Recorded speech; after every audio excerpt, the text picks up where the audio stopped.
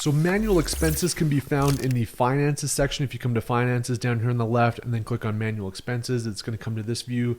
The really cool thing about the Sellerise profit loss dashboard is that it kind of automatically pulls that data from your Seller Central account and all of the data feeds that we have and culminates it basically real time without you having to do anything. But obviously there's some expenses in running an Amazon business that reside outside of Seller Central, and this feature is really to account for those expenses so you get a true view in that profit loss statement of other additional expenses that you may have incurred.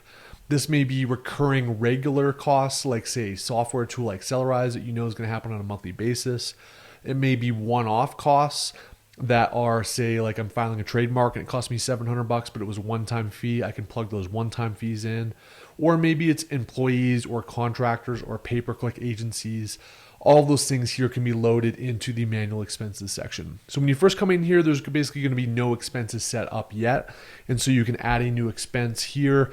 It's going to show you whether you want to do it as a one-time, weekly, or monthly fee. So let's say it's a trademark that I want to kind of account for.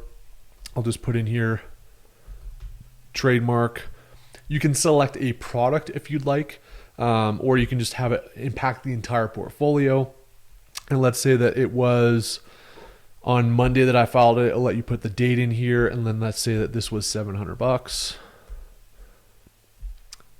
And boom, I've got that, and it's going to tuck right into the profit loss statement. So I've got that expense covered. Let's look at one that's probably like a recurring one. Let's say that I've got a monthly software. Let's say I'm going to repeat it 12 times.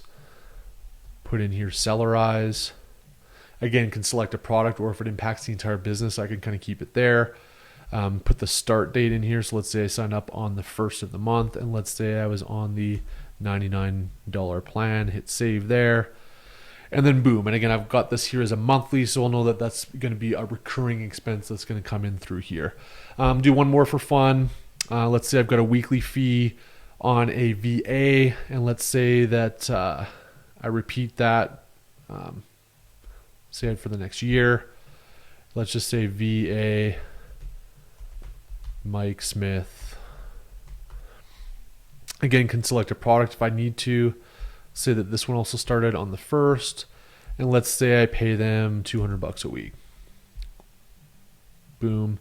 So it's going to come in here, and you can kind of see it's added all those individual expenses that will also get pulled into the profit loss dashboard. So if you want a more definitive view of your exact profitability beyond all of the data that we already automatically pull in from Amazon Seller Central, this is a way to factor for those manual expenses.